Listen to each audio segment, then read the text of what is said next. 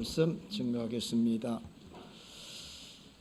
오늘 또 변함없이 이렇게 교회를 나오시고 또 이 자리에 함께해 주신 여러분들께 진심으로 감사를 드립니다. 여러분 인사 나누겠습니다. 할렐루야. 좋아요. 할렐루야.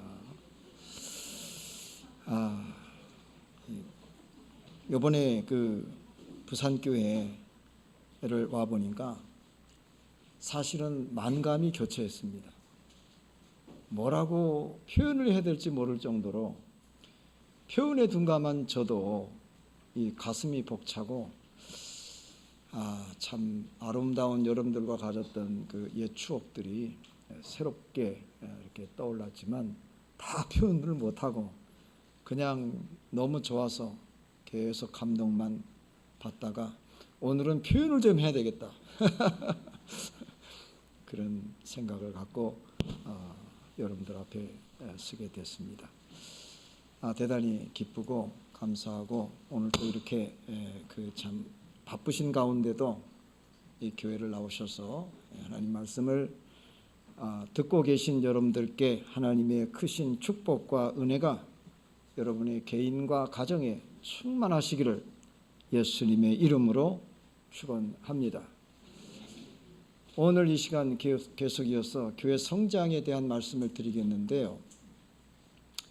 사실은 우리 모든 성도의 소원 그리고 우리 교회가 최종적으로 추구해야 될 그 중차대한 사명이 교회의 성장이 아닌가 이렇게 생각을 합니다. 교회 성장. 교회 성장. 그래서 이 교회 성장에 대한 그 주제를 선택했을 때 저는 막중한 책임을 갖고 사실은 왔습니다.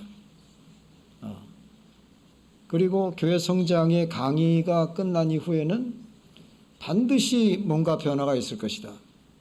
하나님, 내가 무슨 말씀을 전해야 될까요? 교회 성장에 대해서 한번 전해봐라. 그래서 아주 결심을 하고 1시간도 빠짐없이 이 말씀을 다 강해하고 끝내겠습니다. 그런 생각을 갖고 왔습니다. 그래서 첫 시간에 교회 성장의 정의가 무엇인지, 그리고 둘째 시간에는 교회 성장의 방법이 무엇인지에 대해서 말씀을 드렸습니다. 교회 성장의 정의 그리고 교회 성장의 방법, 이 모든 것들은 다 사도행전을 통해서 나온 원리입니다. 우리가 첫 번째 교회 성장의 그 방법은 매일 집회, 이것이 교회 생활이다. 성전 중심의 신앙생활을 반드시 우리가 해나가야 된다 하는 것을 말씀드렸고, 매일 성경을 읽는 것, 이것은 개인 신앙생활이 반드시 정립되어야 된다는 것을 여러분들에게 말씀을 드렸고요. 그 다음에 일꾼 양성과 그 일꾼을 잘 길러서 인재를 공급하는 이러한 것이 이 사도교회의 이 성장의 아주 중요한 요소였다. 그리고 정직했다. 다시 말해서 이 부분은 성도의 품덕에 속한 것이다. 우리가 대단히 도외시할 수 있지만 아주 중요한 것입니다. 사랑하는 성도 여러분,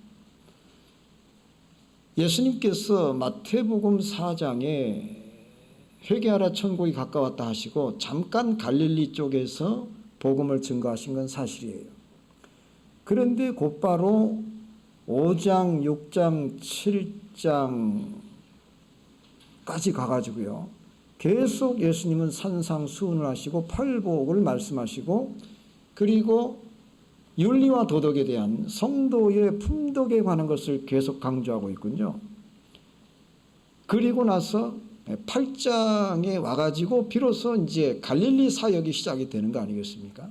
그러면 왜 예수님께서 이렇게 곧바로 전도 사역에 임하지 않으시고 많은 무리들에게 팔복 그리고 산상수훈 그 안에 들어있는 우리 성도가 나타내야 될 빛과 소금의 역할을 강조하셨을까를 깊이 생각했습니다. 그것은 복음을 전하기 전에 먼저 너희들이 갖춰야 될 이런 중요한 그 성도로서의 품덕이 바탕이 됐을 때 비로소 이 사역을 시작할 수 있다고 하는 그런 개념으로 저는 받아들였습니다. 그래서 교회가 성장하는 데 있어서 성도의 품덕은 대단히 중요한 그런 부분을 차지한다라고 하는 것입니다. 그리고 교회가 망하는 것도요, 사실은 진리 때문에 망하는 경우는 거의 없습니다. 여러분 생각해 보십시오. 진리가 변질이 돼서 교회가 망합니까? 그건 그럴 수 있어요. 그러나 소수의 사람에 불과할 것입니다. 결코 교회는 진리가 변질되므로 그 교회가 망하진 않습니다.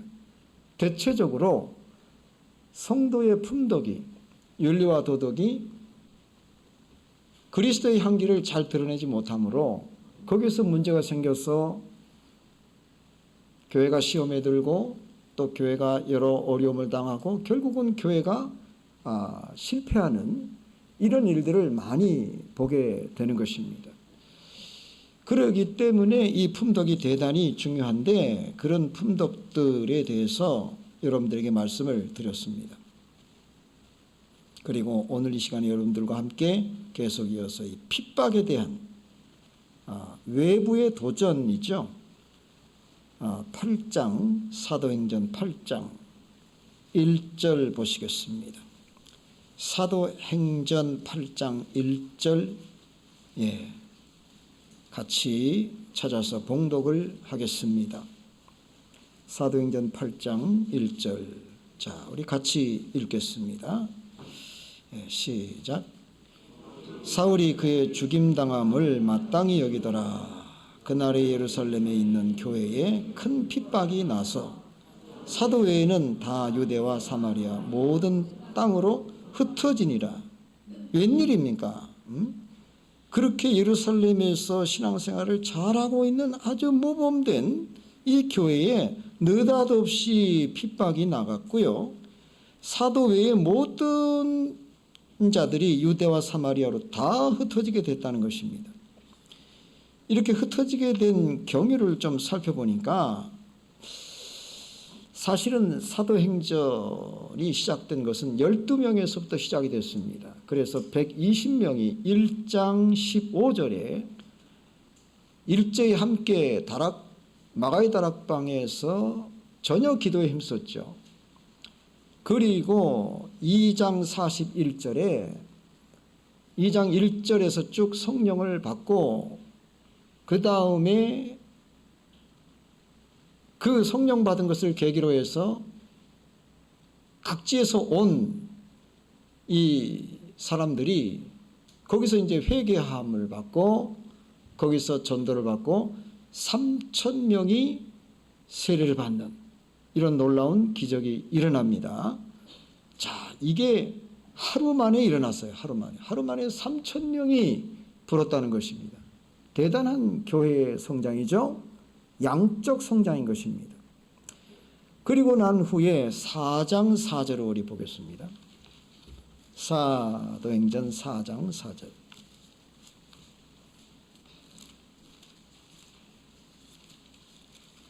사도행전 4장 4절을 보시겠습니다. 시작. 말씀을 들은 사람 중에 믿는 자가 많으니 남자의 수가 약 5천이나 되었더라. 그러면 3,000명에다가 5,000명을 더해야 되는가요? 그렇죠. 3,000명 이외에 5,000명이 됐으니까 남자의 수만 그렇다는 겁니다. 대단하죠.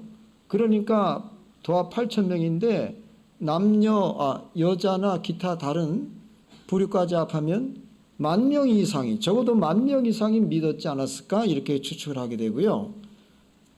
그 후에 5장을 가보겠습니다. 5장 14절. 5장 14절을 읽도록 하겠습니다. 시작.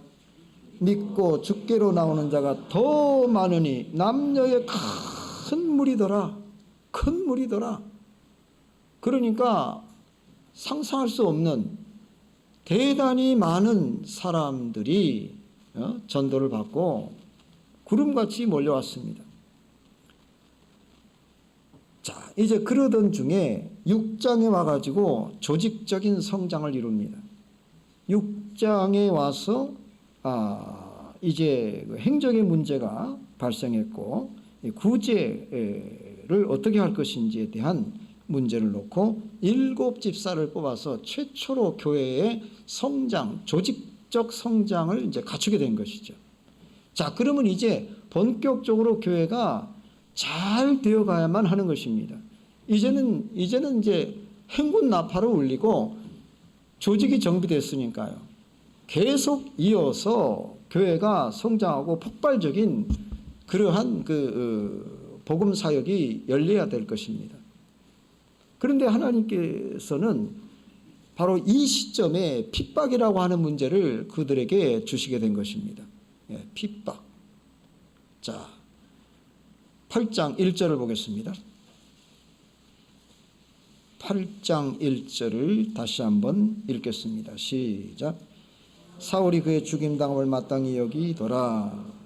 그날에 예루살렘에 있는 교회에 큰 핍박이 나서 사도 외에는 다 유대와 사마리아의 모든 땅으로 흩어지니라. 자, 그러면 왜 이렇게 핍박을 하셨을까요? 그것은 하나님의 큰 섭리 안에 있는 것입니다. 그러면 하나님의 섭리는 어떤 것일까요? 사도행전 1장 8절로 다시 돌아가도록 하겠습니다. 사도행전 1장 8절입니다. 우리 같이 보시겠습니다. 시작. 오직 성령이 너희에게 임하시면 너희가 권능을 받고 예루살렘과 유대와 사마리아와 땅끝까지 이르러 내 증인이 되리라. 그렇습니다. 예, 그러니까 우연히 일어난 그 핍박이나 고난이 아니라 하나님의 섭리, 하나님의 말씀을 이루기 위한 놀라운 섭리에 있었다는 것입니다. 그러므로 오늘 우리 교회나 우리 가정이나 다 동일합니다. 우리 교회나 우리 가정에 어려움이 있습니까? 또는 핍박이 있습니까? 고난이 있습니까? 그것은 우리로 하여금 더 잘되게 하기 위해서 하나님의 구원의 섭리 안에서 우리를 더 온전히 구원하시고 우리로 하여금 하나님을 더욱더 사랑하게 만들고 온전히 하나님을 경외할 수 있도록 섭리하시는 그 섭리 안에서 그 고난이 우리에게 주어지고 있다는 것을 우리는 반드시 믿을 수가 있게 되는 것입니다. 그렇기 때문에 교회가 성장하는 방식에는 반드시 이러한 패턴을 갖고 있다는 것입니다.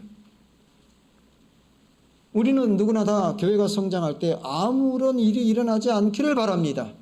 날마다 편안하고요. 날마다 신도들이 모이면 사랑스럽고요. 날마다 즐겁습니다. 날마다 행복합니다. 찬양을 들을 때마다 기쁨이 넘치고 기도할 때마다 모든 것이 다 이루어집니다. 그래서 주님을 믿는 것이 이렇게 행복하다는 것만을 알게 됩니다. 모두가 다 주님의 성도들로서 감사하는 생활을 살아갑니다. 이것이 최상의 믿음인 줄로 생각합니다. 그러나 절대 그렇지 않습니다. 우리에게 뜻하지 않는 고난이 찾아오는 것이죠. 우리가 원치 않습니다. 우리가 고난을 받을 때에는 누구나 다 하나님께서 주시는 그 섭리 안에서 우리가 발견하기보다는 왜 하나님께서 이런 고난을 주시지? 이 고난 이외에 다른 방법이 없을까? 왜 하나님께서 이 교회에 이러한 그 어려움과 이런 난제를 우리에게 주셔갖고 이런 어려움들을 겪게 하시는가? 이러다 정말 우리가 다 망하는 거 아니야? 너무 고민이 큽니다. 그러나 우리 하나님은요, 자기를 사랑하는 모든 자를 결코 하나님 그렇게 보내시지 않습니다. 우리 주님은 하나님을 사랑하는 자, 그 뜻대로 부르심을 입은 자들에게는 모든 것이 합력하여 선을 이룬다는 것입니다. 거기에는 악한 것도 있습니다. 우리의 부정한 것도 있습니다. 우리의 죄도 있습니다. 우리의 허물도 있습니다. 우리의 잘한 것도 있습니다. 그것이 우리의 모든 것입니다. 이 모든 것들이 다 합하여 합력하여 선을 이룬다는 것입니다. 어린아이들이 자랄 때는 늘 곱게 자라는 것만이 장땡이 아닙니다. 가면서 넘어지기도 하고 피도 나고 또 아주 아프기도 하고요. 큰 질병에서 또 아이들이 성장하는 거 아니겠습니까? 모든 것이 합력해 가지고 아주 건강한 정신과 이성과 인격을 갖춘 그런 온전한 인격체로 성장하게 되는 것입니다. 이와 같이 교회도 모든 것이 합력해야 되는 것입니다. 그러므로 오늘 우리 교회에 닥치는 고난이 있다면 그것은 모든 것이 합력하여 선을 이루시고자 하는 하나님의 뜻, 섭리 안에서 우리 주님이 우리에게 축복을 주시기 위한 하나의 도구라고 믿으시기를 바랍니다. 그런데 거기에는 많은 아픔이 따르겠죠. 교회가 성장하면요, 이 부흥을 가져오는 사람을 공격하고 어려움을 줍니다. 부흥을 가져오는 사람을 공격하고 또 어려움을 줄 때가 참 많아요. 우리 그것을 꼭 기억해야 됩니다.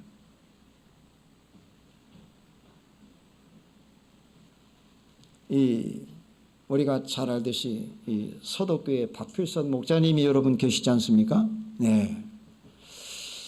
그래서 이분은 참 우리 참예수교회, 한국 참예수교회 최초의 순교자이시고 또 우리 목사님들이 그 순교터까지 갔다 왔지만 거기가 정확히 거기인지는 알 수 없지만은 어쨌든 그 순교한 사실이 분명하다.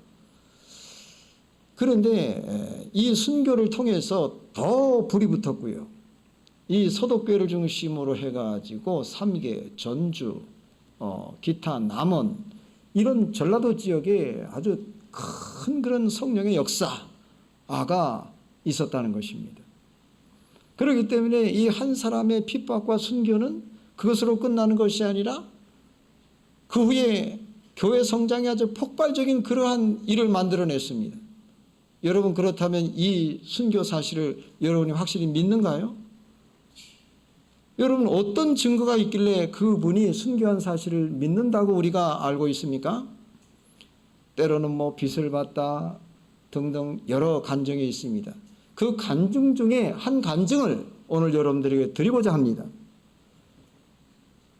저희 아버님이 돌아가시기 한 5년 전에 저희들을 모아놓고 뜻하지 않는 뜻밖의 그런 이야기를 들려주시겠다고 하며 저희를 모았습니다. 그래서 저는 아주 깜짝 놀랐어요.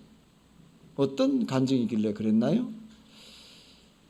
그러니까 박필선 목사님이 50년도에 그 김천 고향을 떠나서 51년도 9월인가에 7월에 순교를 당하셨는데요.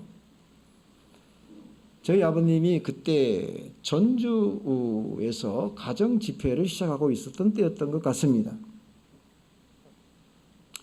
그런데 하루는 밖에 나가서 이제 그 방죽에서 꼴을 비고 있는데 이른 아침 이슬이 촉하게 내렸는데 어디선가 아주 남루하게 생긴 한 분이 걸어오시더니 길을 묻더랍니다.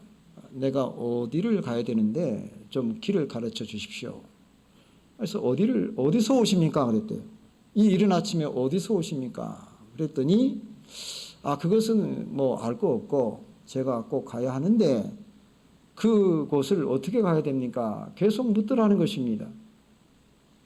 그래서 이른 아침에 어쨌든 길을 알려줬는데 계속 또 서 있길래 우리 아버님이 그렇다면 아침 조반이라도 드시고 가십시오. 그러면 초청을 했더니 그냥 아주 자연스럽게 따라 들어오시더라는 것입니다. 그래서 우리 아버님이 토방에 앉아 계시고 그분은 서 계시고 우리 어머니에게 아침 식사를 좀 빨리 준비해 주도록 하라고 그렇게 얘기를 하고 대화를 이제 서 있는데 이분이 다짜고짜 없이 내가 한 가지 꼭 묻겠습니다라고 질문을 하더라는 거예요. 무슨 얘기입니까? 하니까 내가 몇 년 몇 월 새벽 2시에 하늘을 보니 하늘에서 사닥다리가 내려오더니 천사가 내려와서 어떤 한 성도를 데리고 올라가더라. 혹시 당신이 다니는 교회 신도가 아닙니까? 그렇게 묻더라는 거예요. 아니, 그걸 알 리가 없죠. 서도와 전주는 멀기도 멀고 또 인편이 아니면은 그 소식을 알 수가 없어요. 또 전쟁 중 아닙니까? 우리 교회는 그런 사람 없습니다. 제가 다시 묻겠습니다. 그러면서 분명히 내가 봤습니다. 하늘에서 사닥다리가 내려오고 천사가 어느 한 성도를 데리고 올라가는 것을 내가 봤다는 것입니다. 그리고 당신이 다니는 교회의 신도가 아닙니까? 하고 묻더라는 거예요. 그런 일이 없다니까요.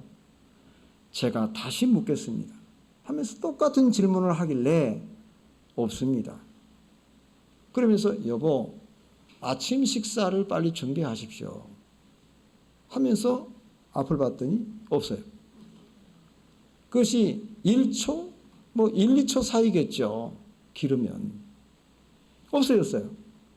그래서 아버님이 맨발로 마당으로 뛰어나가서 문을 열고 좌우를 살피고 다 봐도 있을 리가 없죠. 그래서 내가 홀렸다라고 생각을 했답니다. 그러던 중에 소독교회 장안나 집사님이 얼마 후에 막 땀을 흘리며 찾아오시더니 김 선생, 이 서도의 박필선 이 전도사님이 순교를 당했다고 하면서 막 울면서 그렇게 인편으로 본인에게 전하더라는 것입니다. 몇 년, 몇 월, 며칠, 몇 시, 새벽 2시에, 새벽 2시라는 얘기는 안 하고 하여튼간 이렇게 순교를 당했다. 그래서 아버님도 간증을 했대요. 똑같이 얘기를 했더니 이 장한나 집사님이 무릎을 탁 치면서 천사구만 그렇게 얘기를 했다고 합니다. 그 후에도 아버님은 믿어지질 않더래요. 어떻게 이렇게 남루하고 정말 험상궂은 그런 거지였기 때문에 본인은 계속 홀렸고 이게 도대체 무슨 일인가 하면서 많은 세월을 보냈죠. 그리고 이제 참 돌아가시기 몇 년 전에 저희들에게 내가 사실 참 이런 일이 있었다라고 간증을 했기에 이건 대단히 중요한 간증 같다 해서 제가 바로 그대로 기록에 남겨서 이제 그 기념호에 올렸지만은 실리지를 못했습니다. 그래서 그 후에 다시 재차 부탁을 했습니다. 이건 대단히 중요한 간증이니까 다음에 기념호가 나올 땐 좀 실어야 된다. 아마 실리지 않을까. 그렇게 생각을 합니다. 여러분, 저는 믿습니다. 이렇게 말입니다. 우리가 주의 일을 하는 것은요, 결코 헛된 것이 아니에요. 누가 그 헛된 수고를 하겠습니까? 그러나 우리가 주의 일을 하는 것은 결코 헛된 것이 아니다. 라고 하는 것을 우리가 믿을 수 있습니다. 자, 이러한 하나의 핍박, 이 순교, 이것이 결국은 오늘 이 시대에 우리 모든 성도들에게 귀감이 되고, 또 서도교회 옆에 기념관이 있지 않습니까? 그래서 우리 젊은 세대가 말입니다. 늘 가서 주님을 위해서 순교하신 그분의 정신을 이어받는 거예요. 그래서 나도 주님을 위해서 순교하는 거룩한 삶을 살겠단 말이에요. 이러한 각오와 믿음을 갖고 충성을 한다면 이것은 말이죠. 한 사람의 순교를 통해서 교회가 성장하는 그러한 아주 귀한 그런 디딤돌이들이라고 믿는 것이죠. 그래서 교회가 성장하게 되면은 반드시 이런 핍박이 따르게 되어 있다는 것입니다. 그리고 교회를 시험에 빠뜨리게 한다는 것입니다. 시험에 빠뜨려요. 그러나 그 시험은 길지 않습니다. 그 후대가 반드시 더 귀감이 되고 더 큰 교회의 성장을 가져오게 되는 것입니다. 그러므로 핍박은 교회의 성장에 아주 중요한 요소예요. 핍박이 없어서는 교회 성장을 이룰 수 없는 것입니다. 핍박은 교회 성장의 중요한 핵심입니다. 핍박이 있어야 교회가 성장합니다.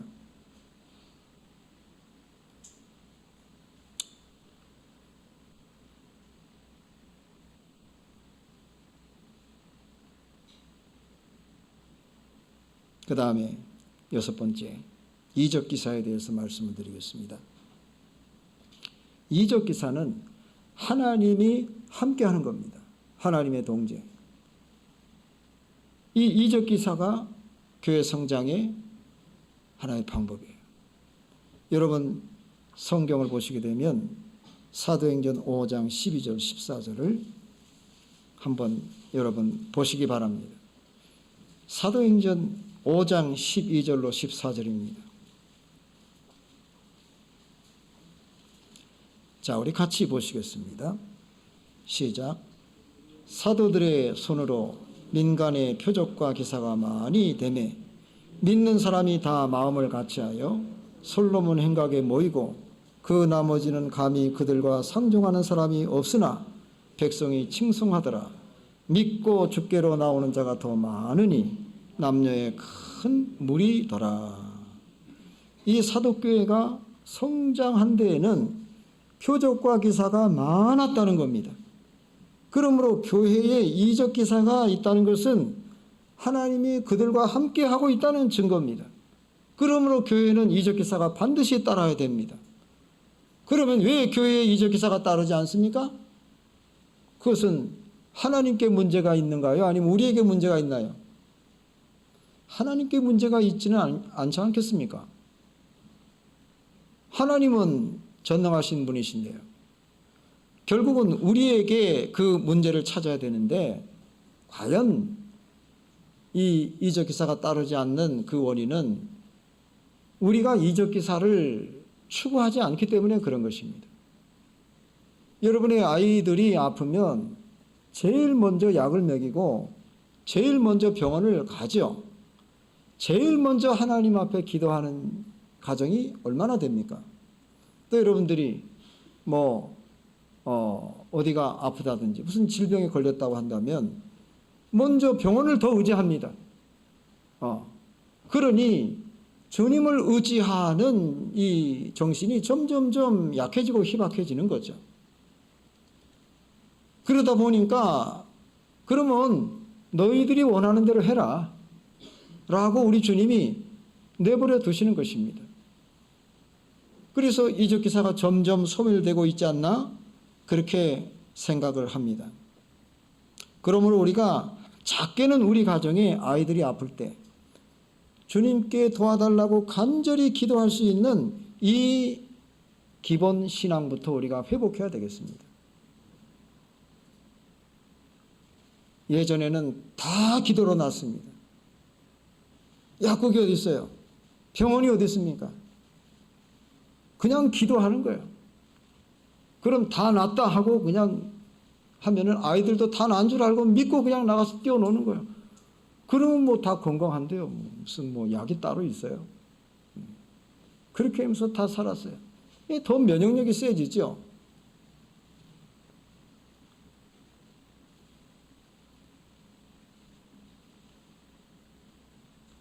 한 번은 이 수문에 내려갔을 텐데 우리 집사람이 소변을 계속 못 보는 거예요. 그때 신혼이지 않습니까? 알고 봤더니 아기 배 갖고 한 3개월 됐는데 저는 몰랐죠.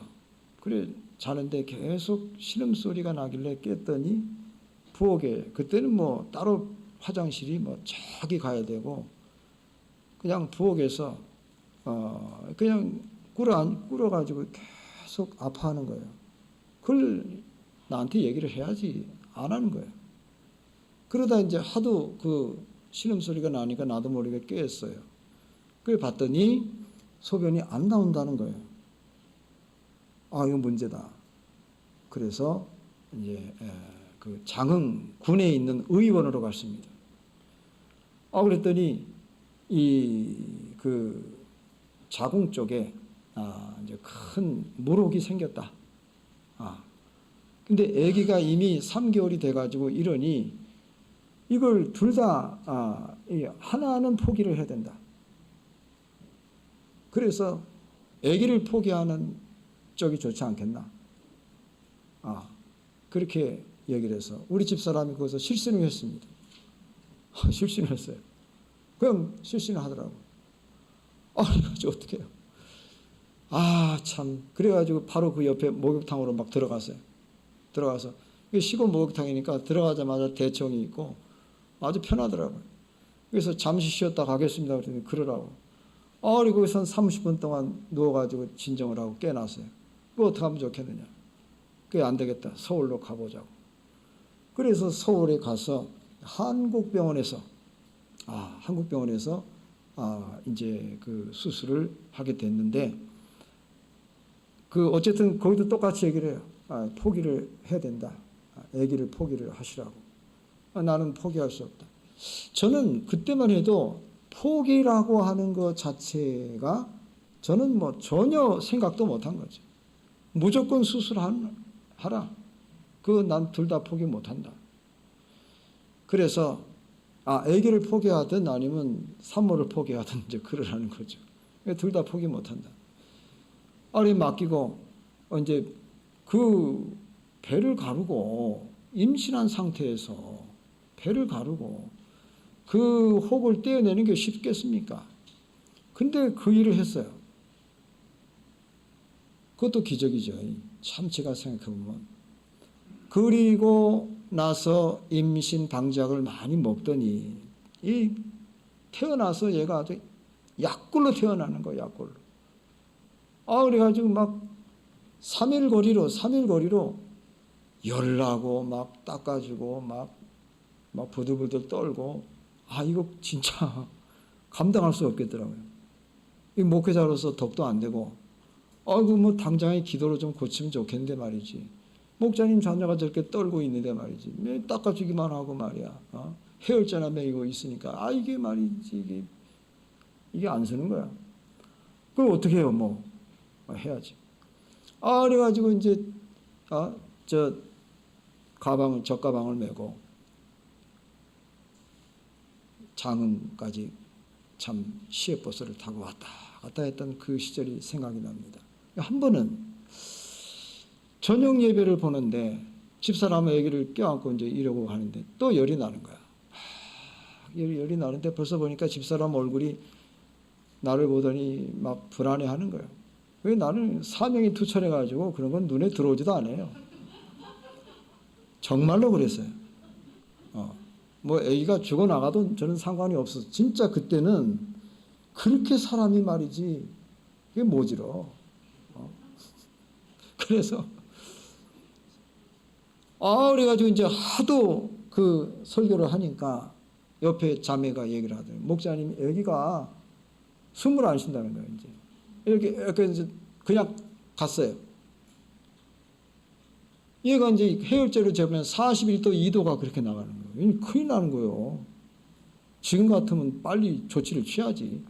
근데 그때는 그런 거 없어요. 그냥 다 할 거 다 하는데 이미 애기는 말이죠. 이미 그냥 해가지고 딱 멈춘 지가 오래됐는데 내려갔더니 막 사람들이 막 신도들이 원망을 하는 거야. 그런 경우가 어딨냐고. 무슨 설교면 다냐. 막 애기를 일단 살려야지. 그러는 거야. 기도합시다. 또 제가 또 근엄하게 기도합시다. 그런 거야. 그래가지고 신도들을 모아놓고 기도를 했더니 깨어나더라고요. 왕 울더라고요. 한 번은 얘 때문에 참 많은 체험을 주시더라고. 대전교회 영혼회를 갔는데 처음 영혼회 강사가 대전교회입니다. 그때 오충도 목사님이 계셨는데 어느 자매가 신발을 좋은 걸 하나 사주더라고. 구두를. 고동색 구두요. 참 예뻐. 그걸 받았더니 참 신나더구만. 그래서 그것을 딱 보관하고 있는데 영혼회가 딱 끝나는데, 그러니까 끝날 때 전화를 하는 거예요. 집사람이. 중간에는 전화를 안 해. 그러니까 그동안에 고생을 많이 했겠죠, 애기 때문에.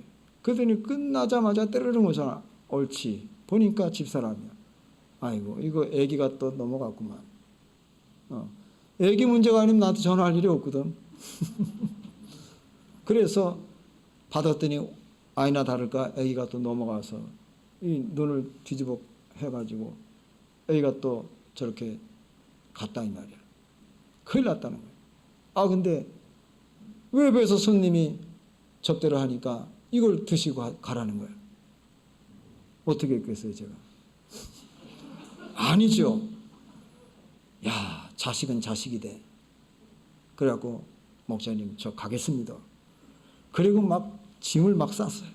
누런 실온 가방에다 막 싸가지고 막 들고 막 뛰었어.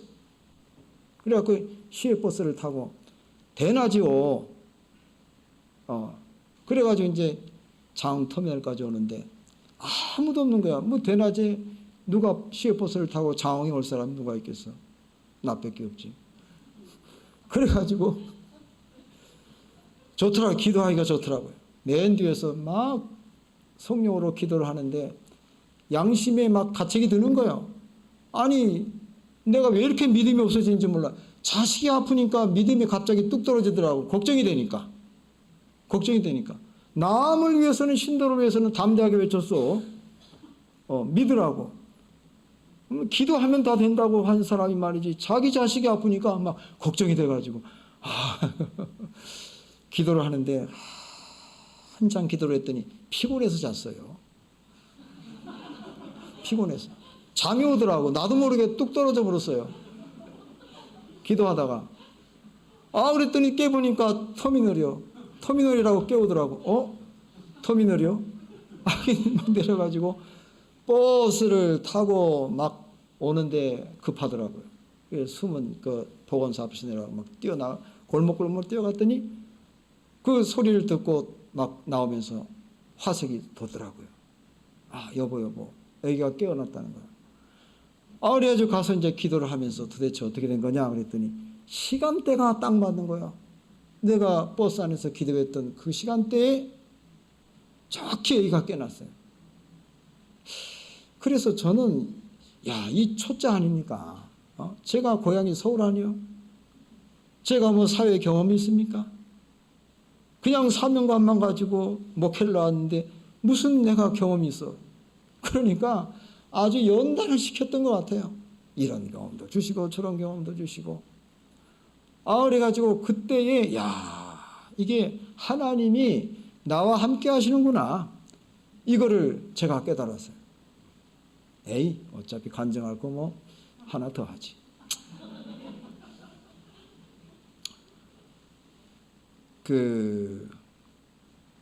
모친이 한 분 계셨습니다.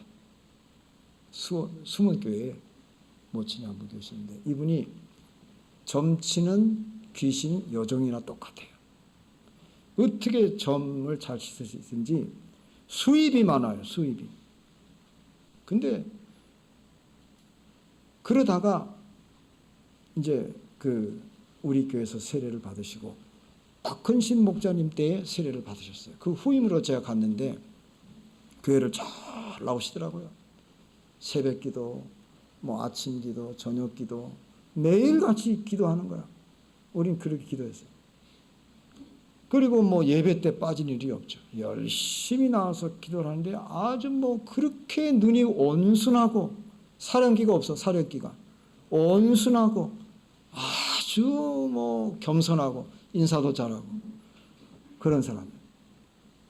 그래서 그렇구나 하고 이제 진수회를 올라갔다가 내려왔는데 보건소 소장에게 전화가 왔어요. 이 모친이 동네방네를 돌아다니면서 난리를 피워서 제가 잡아가지고 내 방에다가 가둬놓고 문을 잠갔으니까 목사님이 오셔서 이것을 쫓아내야 되겠습니다. 그때 귀신 쫓는 건 처음 제가 경험을 했어요. 그러니 제가 무섭죠. 귀신을 어떻게 쫓아요? 귀신이 저에게 달려들면 어떻게 해요? 응? 아이고 큰일이요.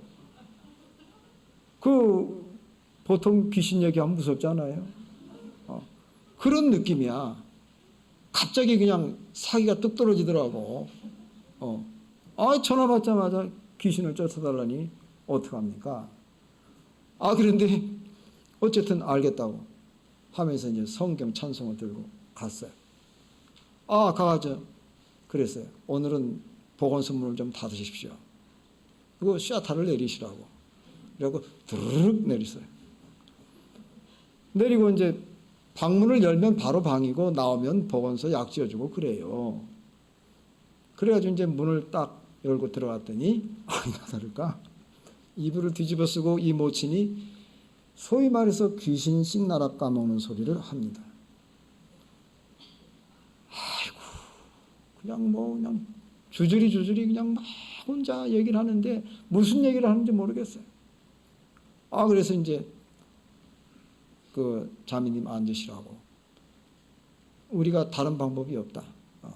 기도하고 찬송하고 기도하고 찬송하고 예수 이름으로 나가라 하지도 않았어요. 그래갖고 한 시간 이상 계속 했어요. 그랬더니 나간 것 같아요. 왜? 아이고 이제 나가자. 아이고 지겹다. 아이고 이제 아이고 나가자. 아이고 지겨워. 그러면서 그 소리만 들었어요. 나가는지 안 나가는지 보이나 안 보이지. 그런데 말이죠. 그리고 난 다음에 이불을 이제 이렇게 제키고 모친이 무릎을 꿇고 눈물을 흘리면서 기도를 하는 거예요. 잘 들으세요. 그래서 안수기도를 했더니 성령이 충만하게 옛날로 돌아왔어요. 아주 옛날로 돌아왔어요. 그리고 제가 물었습니다. 이건 분명히 원인이 있다. 왜 이런 일이 일어나셨습니까? 도대체 무슨 하나님 앞에 잘못한 일이 있습니까? 하고 물었더니 눈물을 흘리면서 얘기를 하는 거예요. 돈이 궁에서 점을 봐줬다는 거예요. 그랬더니 자기에게 귀신이 들어왔다는 거예요. 본인이 정확히 알더라고. 그래서 다시는 그런 일을 하면 안 됩니다. 그때는 아주 힘들 것입니다 하고 경고를 했죠. 근데 내가 그분 따라다니고 할 수 없는 것이고 그랬는데 얼마 지나지 않아서 또 이제 소문이 들려왔어요. 이분이 아주 악하게 생겨가지고 목사님이 신방을 가야 되겠는데 낮에는 안 되니까 밤에 몰래 들어가야 된다는 거예요. 밤에. 그래갖고 이제 협공작전을 했어요. 그래가지고 이제 밤에 조용히 이제 갔죠. 가가지고 문을 싹 열었더니 없어요. 없는 거야. 분명히 있는 것을 우리가 확인하고 다 해서 문을 싹 열고 들어갔는데 없어요. 그래서 우리가 싹 닫고 나왔죠. 그게 나오면서 보니까 화장실에 들어가 있어요. 귀신이 진짜 빨리 알더라고요. 화장실. 그래서 안 불렀어요. 화장실 들어가면 어떻게 불러요? 그렇잖아요. 여러분이가 주의 사역을 할 때도 예의와 범죄를 지켜야 돼요. 진짜예요. 예의와 범죄를 지켜야 돼요. 화장실 들어가는 사람은 어떻게 나오라고 그래요? 그렇게까지 할 거 없어요. 그런데 돌아갔어요. 그래가지고 힘들더라고요. 밥도 못 먹지 내가. 잠도 못 자. 난 또 완벽한 사람 아니에요. 그러니까 막 그거 하나에 매이니까 모든 목회가 막 흐트러지는 거야. 이거 어떻게 하면 좋아? 나중에는 안 되겠더라. 내 힘으로는 안 돼. 한계를 느꼈어요. 그래 허약원 목자님을 불렀습니다. 그랬더니 서도에 계셨는데 알았다고 하면서 급하게 그 다음날 오셨어요. 그 다음날 아주 이른 새벽에 오셨더라고요. 그래서 왜 그러냐고, 어디냐고, 같이 가자고. 그랬더니 천군만마를 얻은 것 같아.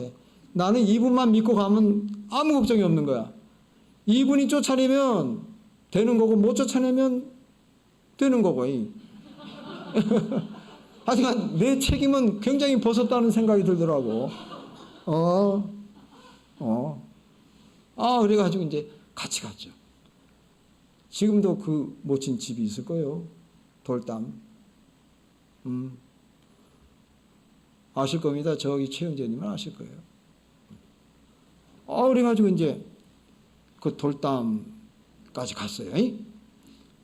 갔는데 이 모친이 이만한 돌을 들었어요. 이거 들 수 있습니까? 여러분 이거 못 들어요. 장사도. 근데 우리가 오는 걸 알았어요. 전혀 얘기하지 않고 우리가 들어가는데 대문 옆에 돌담으로 돼 있잖아요. 근데 돌담이 한 요만해요. 요 정도 높아요. 그러니까 사람이 볼 수가 없어요. 그래 대문 쪽으로 이제 걸어가고 있는데 돌을 들어가지고 우리를 향해서 던졌어요. 그게 내가 운동신경이 빠르잖아요. 그 정도야 피하지. 그래가지고 야곱 목자님을 껴안고 옆으로 확 피했어요. 앞에 콱 떨어지더라고요. 정말 큰일 날 뻔했어요. 정말 위험했어요. 그 모습을 보고 야곱 목자님이 야 가자 끝났다. 야 가자 끝났다. 목자님 안 됩니까? 안 된다. 끝났다. 그래서 난 야곱 목자님을 믿고 끝났죠. 그래가지고 실패했잖아요. 실패했어요. 자, 이런 것을 볼 때 어쨌든 참 이 이적 기사를 통해서 저 자신에게 많은 경험도 주셨지만은 이 이적 기사를 통해서 이 교회가 많이 부흥하고 성장했어요. 그러한 그 체험들이 많았어요. 그렇기 때문에 그런 체험들이 많았던 이 과거의 교회들은 굉장히 폭발적으로 성령의 역사가 컸던 거예요. 오늘 우리가 그런 책임을 느껴야 합니다. 오늘 우리가 내 가정에서 또 우리 교회에서 이적 기사를 위한 기도, 이 기도를 우리가 하자. 하나님이 이적 기사를 나타내 주시라고 말이죠. 모든 신도가 작은 것에서부터 큰 데까지 모든 것을 하나님께 맡기고 기도할 테니 하나님이 역사하는 교회로 이끌어다 주시라고. 하나님이 역사하는 가정, 하나님이 역사하는 교회로, 이적 기사가 따르는 그런 교회로 이끌어 주시라고 기도할 때 하나님께서 우리의 기도를 들으시고 이적 기사의 문을 여시고 여러분이 기도할 때마다 보여주시고 더 놀라운 하나님의 폭발적인 성령의 역사가 따르는 그런 교회로 이루어가게 될 줄로 믿습니다. 마지막이 있습니다. 합심 단결입니다. 교회 성장의 마지막 사도행전적 방법이 뭐냐? 합심 단결입니다. 공동체 정신이죠. 사도행전 4장 32절을 보겠습니다. 사도행전 4장 32절. 자, 우리 같이 보시겠습니다. 시작. 믿는 무리가 한 마음과 한 뜻이 되어 모든 물건을 서로 통용하고 제 재물을 조금이라도 제 것이라 하는 이가 하나도 없더라. 한 마음과 한 뜻, 한 마음과 한 뜻,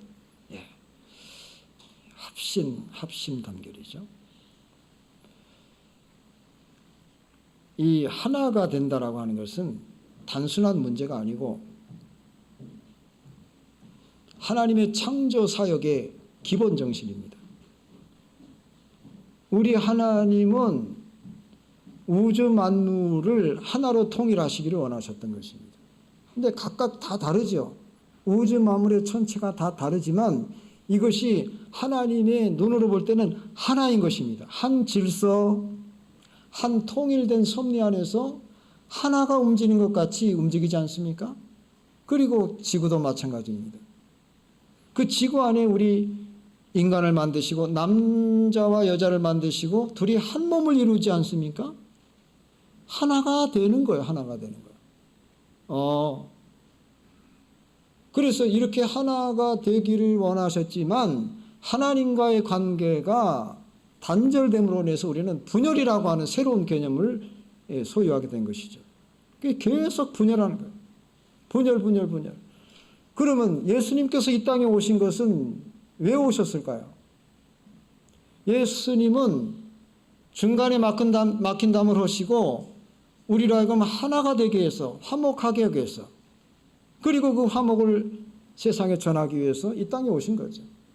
하나님과 하나가 되고 우리 성도가 하나가 되게 하는 것입니다. 그러면 이렇게 하나가 되게 하는 그 비결은 어디 있을까요? 에베소서를 보겠습니다. 에베소서 4장을 보겠습니다. 에베소서 4장 3절 보겠습니다. 1절로 3절 시작. 그러므로 주 안에서 갇힌 내가 너희를 권하노니 너희가 부르심을 입은 부름에 합당하게 행하여 모든 겸손과 온유로 하고 오래 참음으로 사랑 가운데 서로 용납하고 평안에 매는 줄로 성령의 하나 되게 하신 것을 힘써 지키라. 그러므로 하나가 되는 비결은 성령의 하나 되게 하는 것에 있는 것입니다. 그럼 성령의 하나 되게 하시는 것은 어떤 것일까요? 우리 인간이 하나 되게 하는 것은 그 인간의 어떤 그 방법, 인간의 논리, 인간의 합리성에 의해서 하나가 되고자 하는 것이 인간의 합리성입니다. 인간의 통일성인 것입니다. 그것은 이루어질 수가 없는 거예요. 인간이 어떻게 하나가 됩니까? 하나가 될 수 없어요. 그런데 말입니다. 교회는 하나가 될 수 있어요. 그것은 한 몸이신 이 교회의 몸 되신 예수 그리스도께서 우리에게 보여주신 희생과 사랑의 정신이 세워져 있기 때문에 그런 것입니다. 그래서 우리는 우리의 생각과 우리의 논리와 우리의 모든 자존심을 버리고 예수님이 하나 되게 하신 그 하나 안에서 우리가 하나됨을 힘써 나갈 때 그때 비로소 하나가 될 수 있는 것입니다.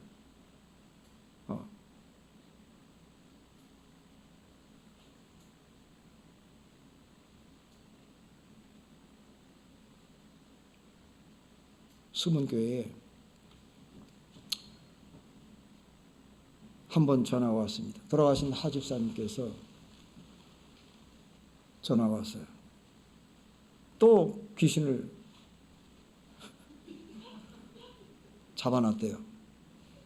그 문을 닫아놨대요. 그게 또 와서 쫓아오시라는 거예요. 그렇게 전도할 데가 없는지 모르겠어요. 그냥 귀신만 잡아놓고 가두고 쫓아내면 그래서 어쨌든 고맙죠. 그래서 혼자 가면 좀 그렇잖아요. 둘 이상 가야 합니다. 둘 이상 같이 해야 됩니다.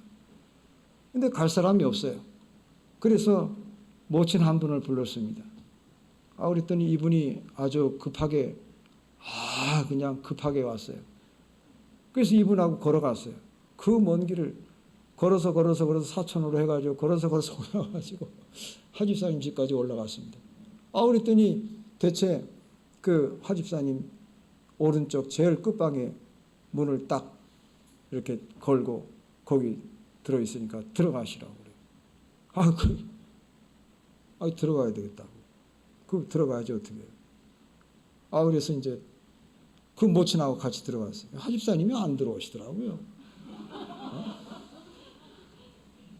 그래가지고 이제 들어가라니까 그때는 또 초년동이니까 들어가면 막 들어가는 거예요. 들어갔더니 이거는요 영화에 나오는 그 귀신 같아요. 내가 경험해보지 못한 귀신이에요. 막 눈에 살기가 돋고요. 진짜 잡아먹으려고 그런 거예요. 감당할 수가 없어요. 그러면서 막 뭐 이런 거 나를 향해서 그 영화에 나오는 장면 같이 얼마나 공포스러운지. 그런데 담대했어요. 이 경험도 있고, 그래가지고 예수 이름으로 막 잡았죠. 잡아가지고 막 외쳤습니다. 예수 이름으로 사탄아 물러가라. 그랬더니 조용하더니 옆에 있던 모친이 막 또 나한테 달려드네. 모친 왜 그러냐 그랬더니 막 나한테 또 공격을 하는 거야. 그래서 그 모친을 또 쫓아냈더니 이 귀신이 또 나를 달려드는 거야. 그래 내가 하지사님 들어오시라고. 왜 혼자 계시냐고 지금. 그래 막 그래가지고 이 귀신을 모친이 있는 귀신을 갖다 저 여자에게 옮겨놓고 그 다음에 셋이 쫓아냈지 않았습니까? 동시에 선언을 했어요. 이거 중요합니다. 동시에 예수 그리스도로 사탄아 물러가라 그랬더니 나가버리더라. 동시에. 여러분 그렇게 해봅시다. 할렐루야. 10명이면 10명, 20명이면 20명 앉혀놓고 동시에 믿음을 갖고 쫓아내버려. 우리 믿음이 뭐 한둘이에요?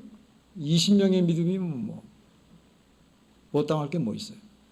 그 경험이 있어요. 그래가지고 이제 돌아오는 길에 하도 이상하잖아요. 왜 들어가요? 그래서 무슨 일이 있었냐 그랬더니 며느리하고 싸웠답니다. 아침에 한바탕 어쩐지 얼굴이 붓더라고. 붉어. 그러더니 막 따라오시더라고. 그러더니 사연이 있었어요. 며느리하고 한바탕 싸우고 그 교회 사역을 하니까 사탄이가 틈을 타지. 여러분 이걸 볼 때 우리가 아무리 좋은 떡도 하나님이 우리에게 주시고자 하지만 그러나 그 떡을 받는 우리들이 서로 화목하고 서로 사랑하고 하나가 되지 않으면 그건 하나님께서 역사하시지 않아요. 이런 걸 생각했어요. 그러면 우리 예수님은 하나가 될 만해서 우리를 하나로 만드셨나요? 우리는 절대 하나가 되지 못할 사람들입니다. 그런데도 주님은 우리를 위해서 아무 조건 없이 본인이 희생을 하시고 그리고 우리를 하나로 만드셨는데 그것도 모르고 우리가 교회 생활하면서 서로 분열하고 갈등하고 미워하고 이렇게 하나가 되지 못하고 전부 해체가 된다면 이거는 마귀가 제일 좋아하는 거예요. 마귀는 그걸 원하는 거야. 그러면 교회 사역은 무너지는 거예요. 여러분 이것을 생각할 때 선후를 따지지 않고 우리가 주님을 사랑한다면 우리는 하나가 돼서 합심 단계를 해야지 교회가 성장한다고 하는 거. 그래서 오늘까지 해서 교회 성장의 방법에 대해서 매일 집회, 교회 신앙생활, 매일 성경 상고, 개인 신앙생활, 일꾼 양성 및 인재 공급, 정직, 성도의 품덕, 핍박, 외부의 도전, 이적 기사, 하나님의 동재, 그리고 합심 단결, 공동체 정신. 이걸 우리가 마음 깊이 명심하시고 이것만 추구하면 기타 방법이야 얼마든지 우리가 할 수 있어요. 이 원리에 의해서 우리 부산교회가 날로 부흥하고 성장하고 신도가 증가하고 하나님의 영광이 드러나고 말입니다. 말세의 마지막 새 예루살렘의 그 모습을 완성할 수 있는 그런 교회로 나아가시기를 주님의 이름으로 축원합니다. 같이 묵도하겠습니다. 할렐루야.